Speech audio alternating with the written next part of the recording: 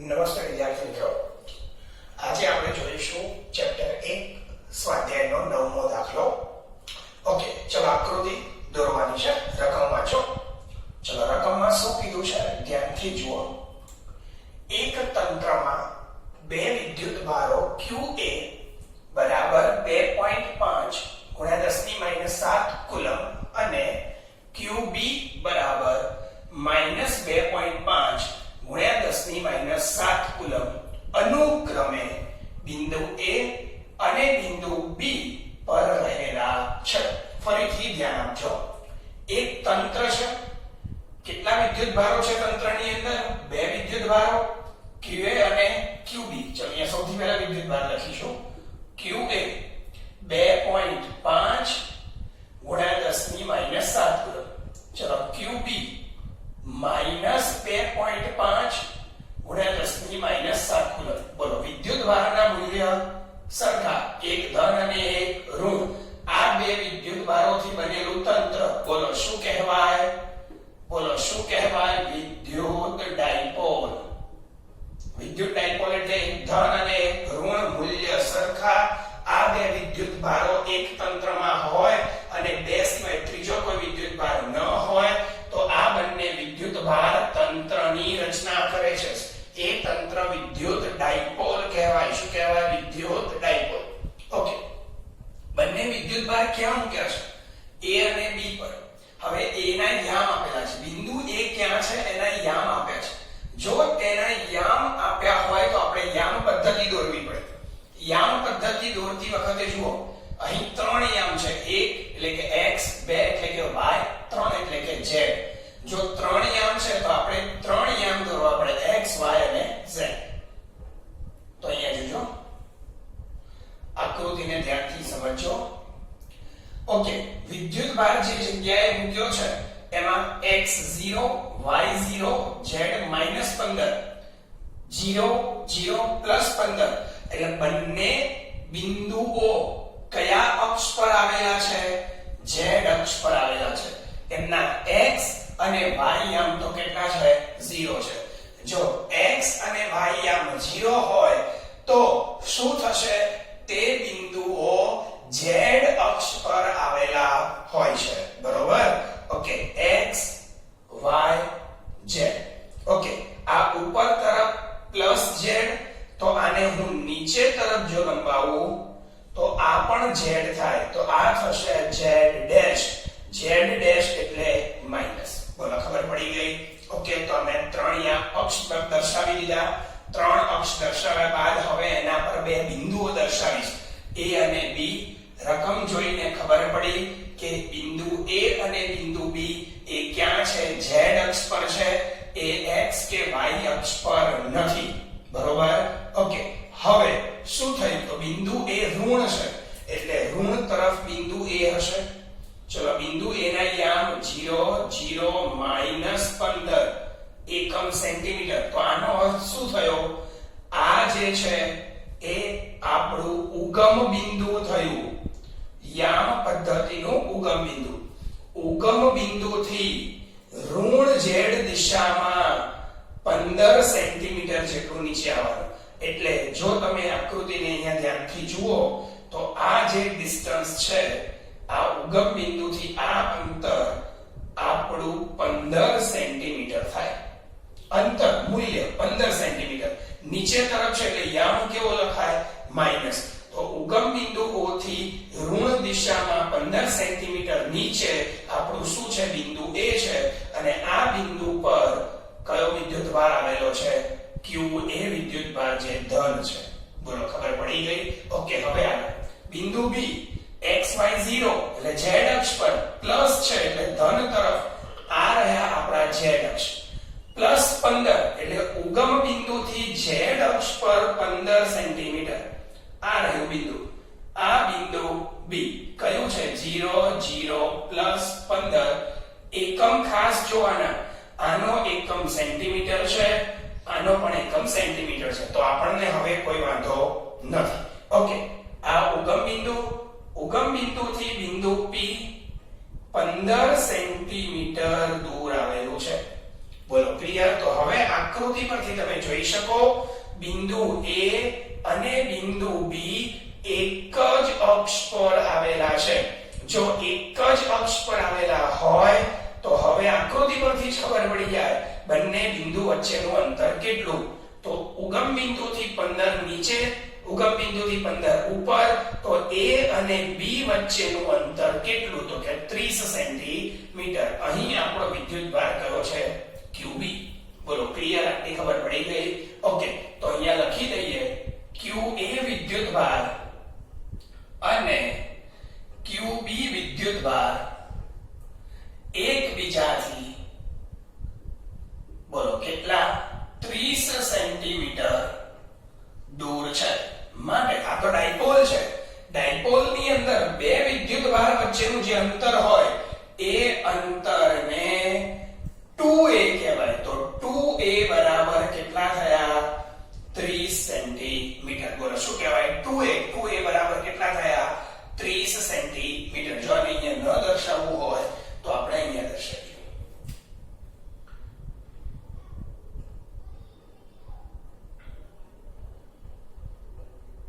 બરોબર છે? અહીંયા તેને કાઢી નાખો છો. ઓકે, ચલો મિસઅન્ડરસ્ટેન્ડિંગ ના થાય એટલા માટે આ આપણું અક્ષ દોરી દઉં. ઓકે, બોલો 2a 30 સેન્ટીમીટર. બોલો ક્લિયર? બે વિદ્યુતભાર વચ્ચેનું અંતર. ઓકે, તો અહીંયા લખી દઈએ 2a બરાબર 30 સેન્ટીમીટર. ચલો આપણને શોધવાનું શું કીધું છે? તંત્રનો કુલ વિદ્યુતભાર. હવે એક સિમ્પલ લોજિક છે. જો તંત્ર તરીકે વિદ્યુત ડાયપોલ હોય તો કુલ વિદ્યુતભાર કેટલો થાય? 0. કેમ? કેમ કે QB જેટલો હશે એટલો જ QA હશે. કોઈ એક ધન હશે ને કોઈ એક ઋણ હશે. તો સિમ્પલ તંત્રનો કુલ વિદ્યુતભાર બરાબર Q. બોલો કેટલો? તો તંત્રના વિદ્યુતભારોનો બૈજિક સરવાળો કરવો પડે. બૈજિક સરવાળો એટલે ધન અને ઋણ નિશાની જે હોય લઈને બંનેનો સરવાળો કરી દો. એને કહેવાય બૈજિક સરવાળો.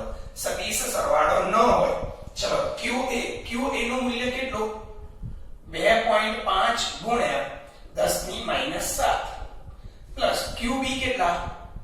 -2.5 ગુણ્યા 10⁻7. જોઈ શકો છો એક પ્લસ એક માઈનસ ઇઝ ઇક્વલ ટુ 0. તંત્રનો કુલ વિદ્યુતભાર કેટલો થયો?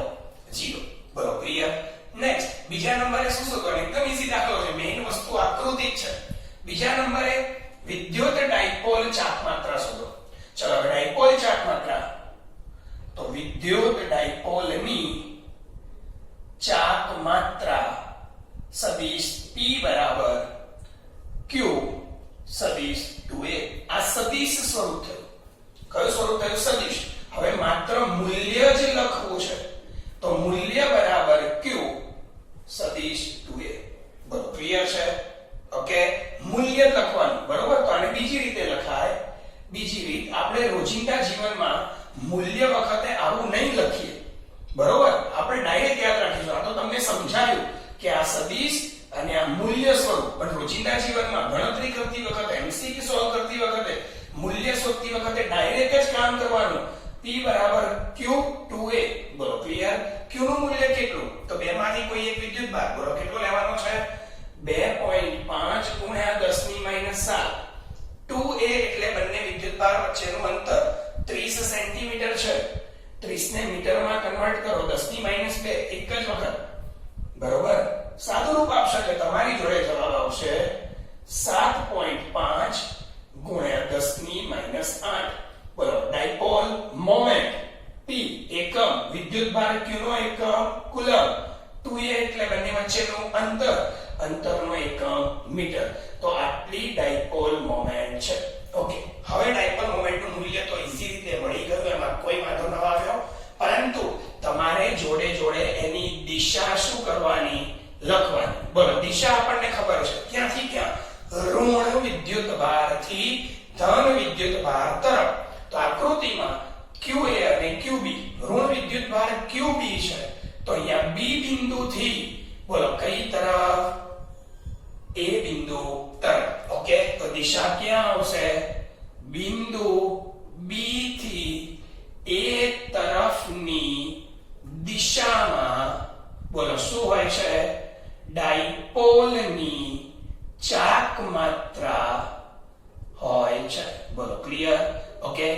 આવડી ગયો, એકદમ ઈઝી દાખલો છે, પૂરો થઈ ગયો. ઓકે, પહેલા મેઈન વસ્તુ હતી આકૃતિ, ત્રણ યામ હતા એટલે મેં ત્રણ યામ બતાવ્યા. એના પછી xy 0 0 હતા એટલે xy તો આપણા માટે કોઈ કામના ન રહ્યા. z અક્ષ પર જ આપણા વિદ્યુત ભારો રહેલા હતા એટલે મેં z અક્ષ પર દોરી દીધા. બંને વચ્ચેનું અંતર 2a આકૃતિ પરથી ડાયરેક્ટ જ લઈ લેવાનું, સદિશના સરવાળા બાદબાકી કરવાની જરૂર નથી. બરોબર છે? ઓકે, કુલ વિદ્યુત ભાર તો 0 થાય. વિદ્યુત ડાયપોલની ચાપ માત્રા ડાયરેક્ટ કિંમત મૂકી દેવાનો જવાબ આવી જશે. એકદમ ઈઝી છે, કશું જ ભારે નથી. Okay, thank you.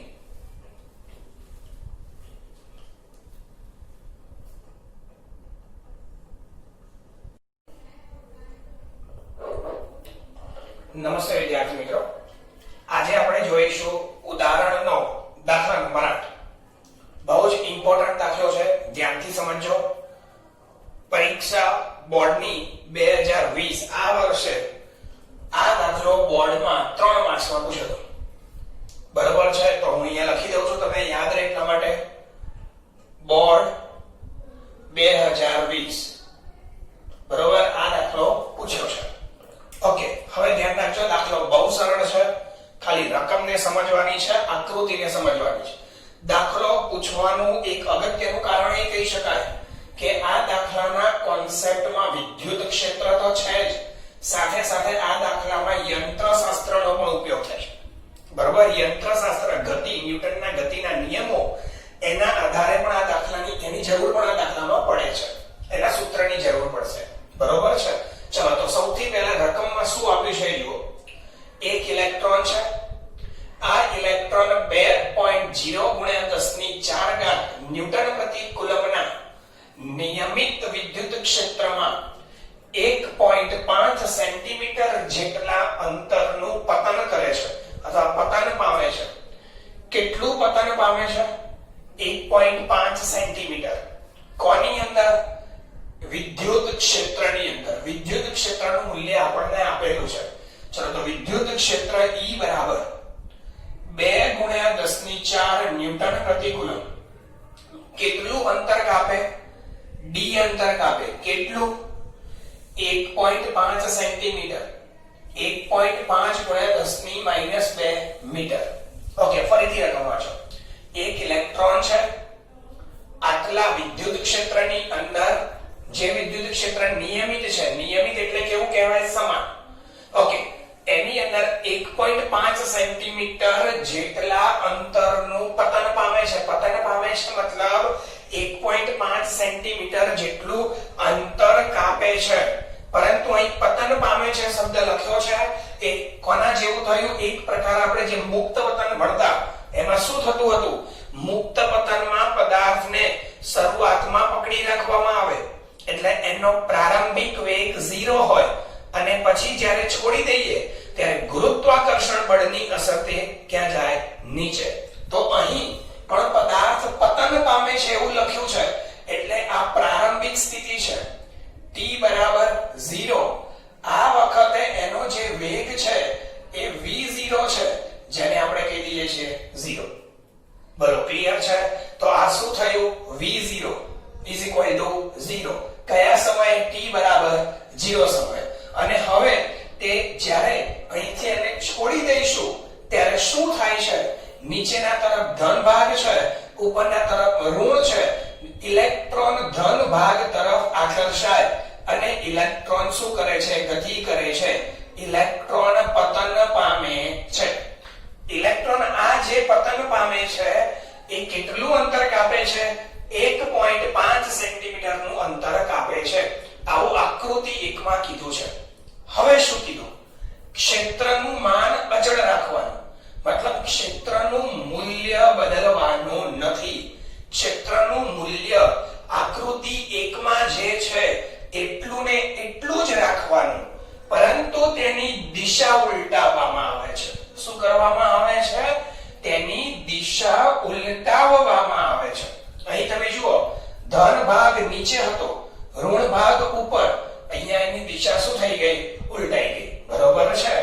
અને હવે તેમાં એક પ્રોટોન તેટલા જ અંતરનું પતન પામે છે. હવે આ જે વિદ્યુત ક્ષેત્રની દિશા દિશા ઉલટાવી દીધી, એની અંદર હવે કોણ પતન પામે છે? પ્રોટોન. કેટલું પતન પામે છે? તેટલું જ એટલે કેટલું? 1.5 સેન્ટીમીટર. એટલે કે વિદ્યુત ક્ષેત્રમાં ઇલેક્ટ્રોન વડે થયેલું પતન અને પ્રોટોન વડે થયેલું પતન કેવું છે? સરખું જ છે. t બરાબર 0 સમય પ્રારંભિક વેગ કેટલો થાય? 0. ઓકે, જ્યારે ઇલેક્ટ્રોનને છોડી દેવામાં આવે, પ્રોટોનને છોડી દેવામાં આવે, ત્યારે બંને વડે થયેલું સ્થાનાંતર પતન કેવું છે? સમાન જ છે. શોધવાનું શું કીધું છે? દરેક કિસ્સામાં એટલે કેસ 1, કેસ 2 એની અંદર પતન માટે લાગતો સમય શોધવાનો કીધો છે. આ બંને કિસ્સામાં શું થઈ રહ્યું છે? ઇલેક્ટ્રોન અને પ્રોટોન વિદ્યુત ક્ષેત્રની અસર હેઠળ સ્થિર સ્થિતિમાંથી શરૂ કરીને 1.5 સેન્ટીમીટર નું અંતર કાપે છે. તો આટલું અંતર કાપવા માટે બંનેને કેટલો સમય લાગશે તે સમય શોધવાનો કીધો છે. ઓકે, ફરીથી રકમને સમજો. શું કીધું છે? એક વિદ્યુત ક્ષેત્ર આપેલું છે. વિદ્યુત ક્ષેત્રમાં એક કણ છે. પ્રારંભિક સ્થિતિ, પહેલી સ્થિતિમાં ઇલેક્ટ્રોન છે, બીજી સ્થિતિમાં પ્રોટોન છે.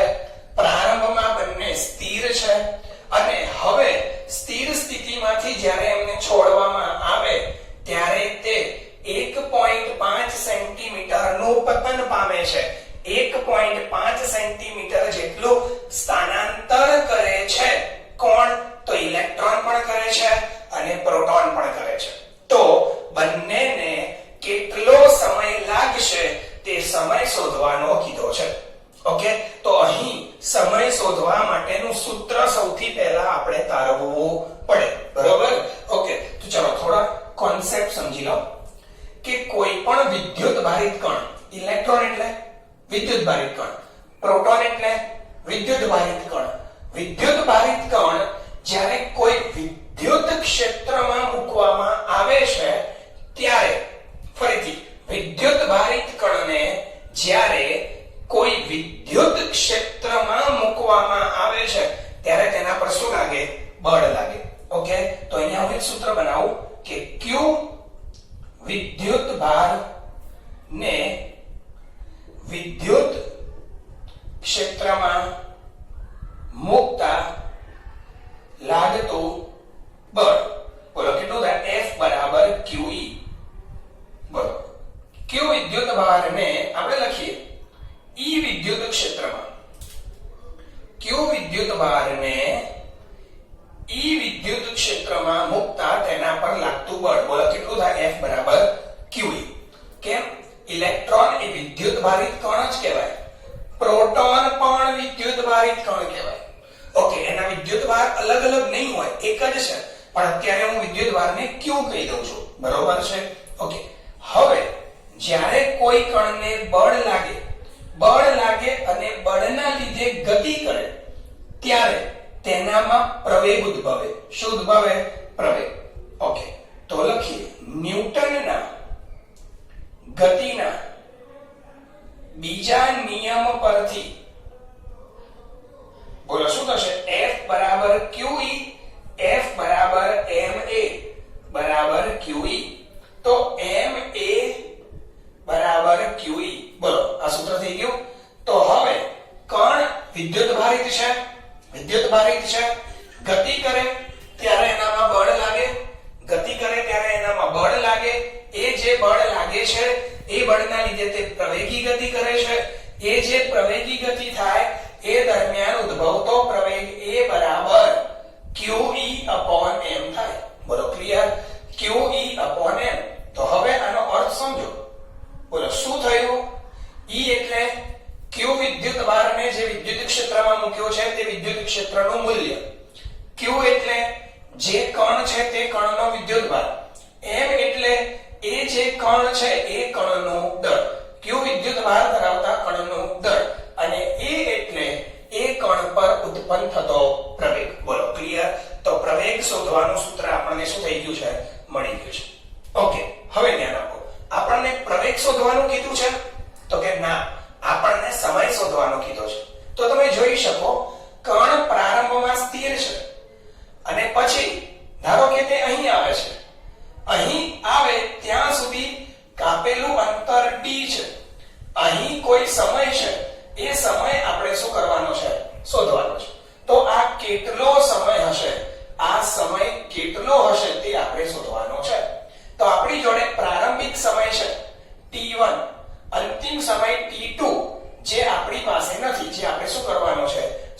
કરવાનો છે. બોલો ક્લિયર છે? ખબર પડી ગઈ છે?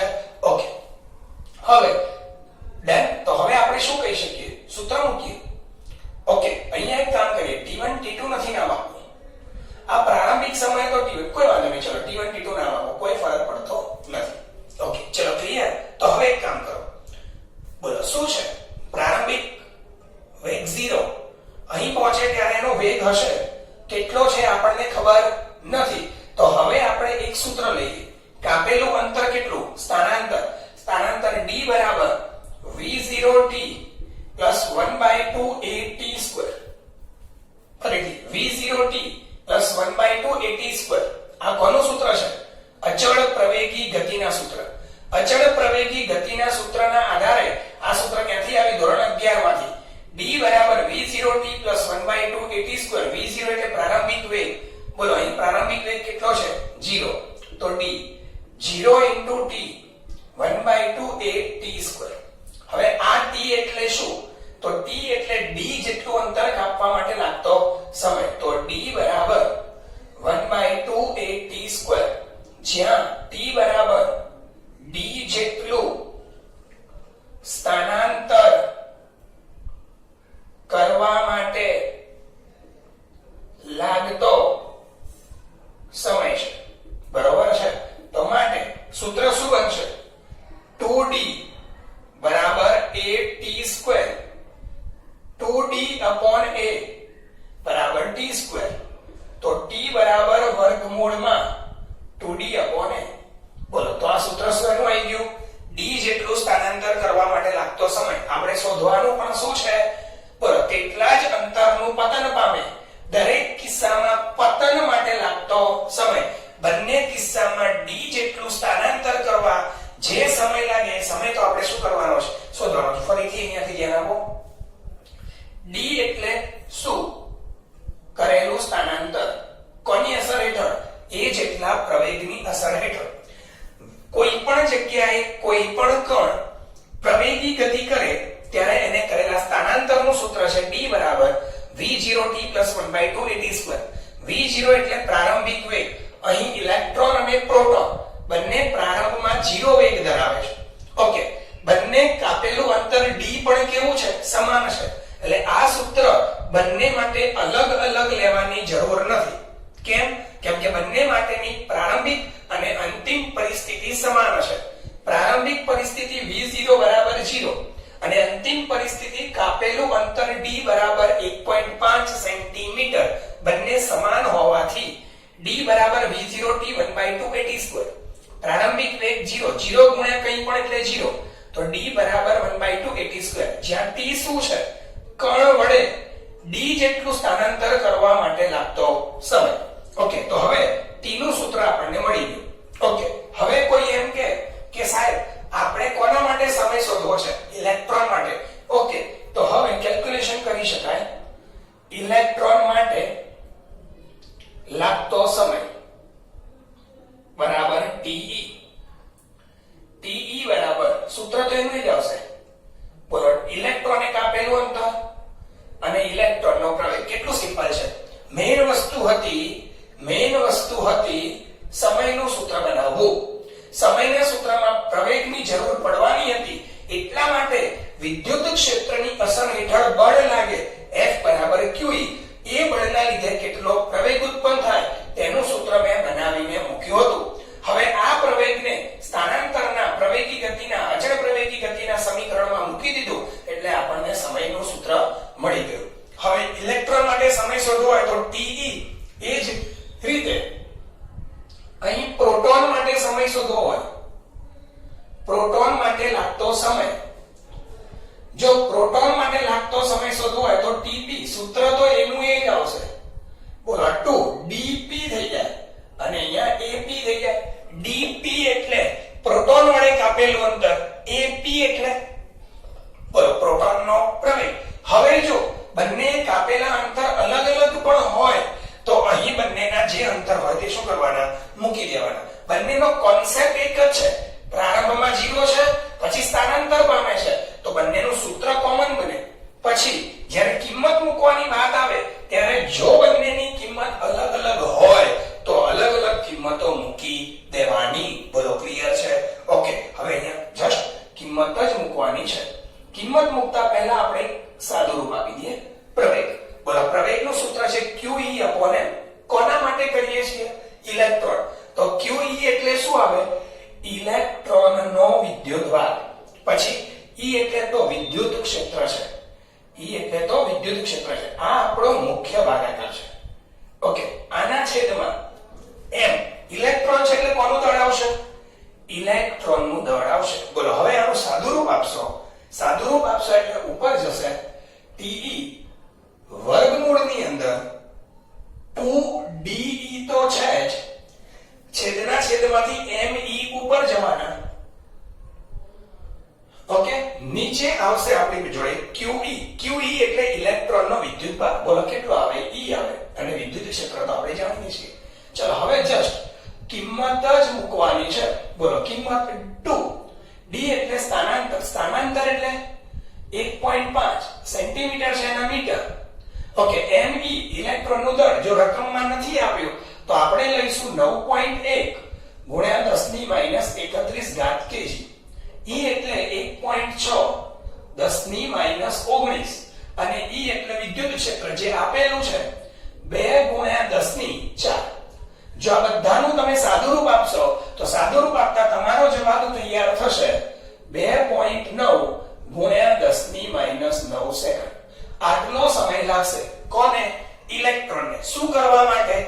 1.5 સેન્ટીમીટર જેટલું અંતર આ વિદ્યુત ક્ષેત્રમાં કાપવા માટે.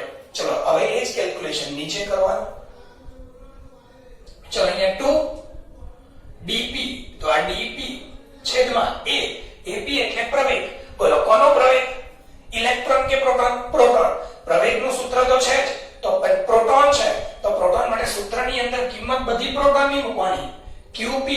qp એટલે પ્રોટોનનો પ્રવેગ. વિદ્યુત ક્ષેત્ર તો બંને માટે સમાન જ છે. વિદ્યુત ક્ષેત્ર પ્રોટોનનું નથી, ઇલેક્ટ્રોનનું નથી. વિદ્યુત ક્ષેત્ર તો બાહ્ય છે, એનું મૂલ્ય ફિક્સ છે. બરોબર છે? ભાગ્યા અહીં શું છે? m એટલે દળ. કોનું દળ? પ્રોટોનનું દળ. આ ઉપર જતું રહેશે. હવે જ્યારે આનું સાદુરૂપ આપીશું 2dp નીચેથી ઉપર જશે એટલે mp, છેદની અંદર આવશે QPE. ઓકે, વર્ગમૂળમાં કિંમત મૂકો 2. dp એટલે 1.5 સેન્ટીમીટર. સેન્ટીમીટરના મીટર એટલે 10⁻². ઓકે, mp 1.67 ગુણ્યા 10⁻27 kg. QP એટલે પ્રોટોનનો વિદ્યુતભાર 1.6 ગુણ્યા 10⁻19. વિદ્યુત ક્ષેત્ર તો ફિક્સ જ છે. જો તમે આનું સાદુરૂપ આપશો તો પ્રોટોનને લાગતો સમય TP મળી જશે. બોલો કેટલો આવશે સમય? આ રહ્યો 1.3 ગુણ્યા 10⁻7 સેકન્ડ. ઓકે, હવે તમે જોઈ શકો છો કે ઇલેક્ટ્રોનને લાગતો સમય 10⁻9 છે, પ્રોટોનને 10⁻7 છે. તો કયો સમય વધુ કહેવાય? તો પ્રોટોનને લાગતો સમય કેવો છે? વધારે છે. અને ઇલેક્ટ્રોનને લાગતો સમય કેવો છે? ઓછો છે. તો અહીં શું કહી શકીએ? બોલો શું કહી શકાય? સમાન વિદ્યુત ક્ષેત્રમાં સમાન સ્થાનાંતર કરવા માટે ઇલેક્ટ્રોન કરતા પ્રોટોનને બોલો કેવો સમય લાગે છે? વધુ સમય લાગે છે. ઓકે, હવે જુઓ કેમ આવું થયું. તો તમારા સમયના સૂત્રનું જે ફાઇનલ ઇક્વેશન તૈયાર થયું, તો આ ફાઇનલ ઇક્વેશન ધ્યાનથી સમજો. Okay, 2dpmp/qpe. જ્યારે અહીં પણ જુઓ 2dme/e 2dee બધી જગ્યાએ સરખા. અહીંયા મૂલ્ય મૂકવાનું છે તો ચલો હું મૂલ્ય મૂકી દઉં. qp લખો તોય વાંધો નહીં. આ વિદ્યુત ક્ષેત્ર વિદ્યુતભાર, પ્રોટોન પરનો વિદ્યુતભાર e છે. વિદ્યુતભાર e સરખા, છેદમાં e સરખા, 2 સરખા. પ્રોટોને કાપેલું અંતર ને ઇલેક્ટ્રોને કાપેલા અંતર સરખા છે. તો ફરક ક્યાં પડ્યો? te ચલે છે વર્ગમૂળમાં me, tp ચલે છે વર્ગમૂળમાં mp. બંને કેસમાં અલગ હોય તો એ શું છે? mp અને me. આનું દળ ઓછું છે, આનું દળ વધુ છે, તો એને સમય વધુ લાગે, આને સમય ઓછો લાગે. તો ઇલેક્ટ્રોનને કાપવા માટે લાગતો સમય ઓછો છે, પ્રોટોનને એટલું જ અંતર કાપવા માટે લાગતો સમય વધારે છે. કારણ સહિત ખબર પડી ગઈ, કેમ કે સમય એના દળના કેવા પ્રમાણમાં ચલે છે? સમપ્રમાણમાં ચલે છે. બોલો, સમય મળી ગયા, એની સરખામણી પણ કરી લીધી. હવે છેલ્લું લાલ કલરથી જે લખ્યું છે તે ગુરુત્વની અસર હેઠળ મુક્ત પતન સાથેનો તફાવત જણાવો. એટલે આ કહેવા શું માંગે છે? જેમ પદાર્થને ગુરુત્વ ક્ષેત્રમાં, ધારો કે આ ગુરુત્વ ક્ષેત્ર છે, અહીં પ્રોટોનને હું મૂકી દઉં, તો ગુરુત્વ ક્ષેત્રમાં પ્રોટોનને મૂકીએ, છોડી દઈએ, મતલબ પ્રોટોનને મુક્ત પતન કરાવીએ, પ્રોટોનને મુક્ત પતન કરાવીએ, ઇલેક્ટ્રોનને મુક્ત પતન કરાવીએ. કોની અસર હેઠળ? ગુરુત્વાકર્ષણ બળની અસર હેઠળ. ત્યારે તે કેવી ગતિ કરે છે એ મુક્ત પતન, અને વિદ્યુત ક્ષેત્રની અંદર આ જે મુક્ત પતન થયું, બંનેમાં શું તફાવત છે એ તફાવત આપણે સમજવાનો છે. તો તમે અહીં જોઈ શકો છો, શું જોઈ શકો છો? પહેલો તફાવત એક દેખાય છે. શું દેખાય છે? તો અહીં અંતર કાપવા માટે લાગતો સમય એ જે તે કણના દળ પર આધારિત છે. જ્યારે ગુરુત્વ ક્ષેત્રમાં સમાન સ્થાનાંતર કરવા માટે લાગતો સમય સમાન હોય છે, ત્યાં કરવું પડતું સ્થાનાંતર, એ સ્થાનાંતર કરવા માટે લાગતો સમય જે તે પદાર્થના દળ પર આધારિત નથી. એટલે અહીં કહું છું, વિદ્યુત ક્ષેત્રમાં કરવું પડતું પતન અથવા પતન કરવા માટે લાગતો સમય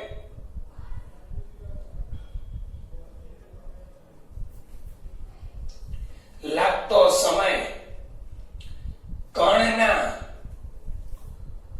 દળ પર આધાર રાખે છે, જે ગુરુત્વ ક્ષેત્રમાં આધાર નથી રાખતો, આધારિત નથી. ગુરુત્વ ક્ષેત્રમાં કણ કોઈ ચોક્કસ અંતર કાપવા માટે લેવામાં આવે, જેમ કે હું બે કણ લઈ લઉં, કણ 1 અને કણ 2. આ પ્રોટોન છે, આ ઇલેક્ટ્રોન છે. બંનેને જો એક સાથે છોડી દેવામાં આવે તો બંને ધારો કે 5 સેન્ટીમીટર નું અંતર કાપે, તો બંનેને અંતર કાપવા સમય કેવો લાગે? સરખો જ લાગે. બરોબર? ઓકે. પરંતુ અહીંયા વિદ્યુત ક્ષેત્રમાં એવું નથી થયું, તો બંને વચ્ચેનો તફાવત શું થયો? વિદ્યુત ક્ષેત્રમાં પતન કરવા માટે અથવા મુક્ત પતન કરવા માટે લાગતો સમય કણના દળ પર આધાર રાખે છે. આનું દળ વધુ હતું, સમય વધુ લાગ્યો, આનું દળ ઓછું હતું, સમય ઓછો લાગે, જે ગુરુત્વ ક્ષેત્રમાં આધારિત નથી. ઓકે. હવે નંબર 2, બંને પરિસ્થિતિમાં પ્રવેગ કેટલા હોય? તો આપણે ચેક કરીએ, ખાલી ચેક કરીએ, તફાવતની ખબર પડે. ગુરુત્વ ક્ષેત્રમાં ઉદ્ભવતો પ્રવેગ બોલો કેટલો હોય? ફિક્સ જ હોય, 9.8 મીટર પ્રતિ સેકન્ડ સ્ક્વેર. કેટલો હોય? 9.8 મીટર પ્રતિ સેકન્ડ સ્ક્વેર. જ્યારે અહીં પ્રવેગ ચેક કરીએ વિદ્યુત ક્ષેત્ર માટે, કોઈ પણ એક જગ્યાએ ચેક કરો. આપણે પ્રોટોનનો ચેક કરીએ. ચલો, પ્રોટોનનો પ્રવેગ AP, શું સૂત્ર હતું? QP કરી દઈએ E/mp. બરોબર? આ રહ્યું પ્રવેગનું સૂત્ર. કોઈ પણ ઇલેક્ટ્રોન કે પ્રોટોન બંનેમાંથી કોઈ પણ. ઇલેક્ટ્રોન માટે હોય તો ઇલેક્ટ્રોનનો વિદ્યુતભાર, ઇલેક્ટ્રોનનું દળ. પ્રોટોન માટે હોય તો પ્રોટોનનો વિદ્યુતભાર, પ્રોટોનનું દળ. આપણે પ્રોટોન માટે કામ કરીએ. પ્રોટોનનો વિદ્યુતભાર E અને પ્રોટોનનું દળ mp. ચલો હવે કિંમત 1.6 10⁻19 E બરાબર 2 ગુણ્યા 10⁴ અને દળ 1.67 ગુણ્યા 10⁻27. તમે આનું સાદું રૂપ આપશો તો તમારો જવાબ આવે છે 1.9 ગુણ્યા 10⁻12 મીટર પ્રતિ સેકન્ડ સ્ક્વેર. તો તમે જોઈ શકો છો ગુરુત્વ ક્ષેત્રમાં ઉદ્ભવતો પ્રવેગ 9.8 મીટર પર સેકન્ડ સ્ક્વેર, અને આ તો 10⁻12 એટલે અહીં જે ઉદ્ભવે છે એનાથી 10⁻12 ગણો વધારે છે. 12 જેટલા વધારે ક્રમનો છે. તો આના પરથી કહી શકાય કે વિદ્યુત ક્ષેત્રમાં ઉદ્ભવતો પ્રવેગ ગુરુત્વ ક્ષેત્રમાં ઉદ્ભવતા પ્રવેગ કરતા અત્યંત વધારે હોય છે, અત્યંત વધારે હોય છે. બરોબર છે. બંને ક્ષેત્રમાં સમાન કણ હોય અથવા અલગ અલગ કણ હોય, ગમે તે કણ હોય, બરોબર, ગુરુત્વ ક્ષેત્રમાં કોઈ પણ કણને સમાન અંતર કાપવા માટે લાગતો સમય સમાન હોય છે. જ્યારે વિદ્યુત ક્ષેત્રમાં જેમ જેમ કણ બદલાય એમ એનું દળ બદલાય, અને દળ બદલાય તો સમાન સ્થાનાંતર કરવા માટે લાગતો સમય અલગ અલગ હોય છે. બોલો, ક્લિયર છે? દાખલામાં ખબર પડી ગઈ. મેઇન વસ્તુ હતી સૂત્ર બનાવવું, પછી તો માત્ર કિંમત જ મૂકવાની છે, દાખલો પૂરો. પણ આ વસ્તુ સમજવાની છે.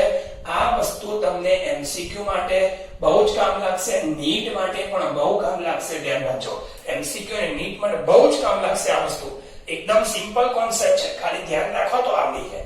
બરોબર છે.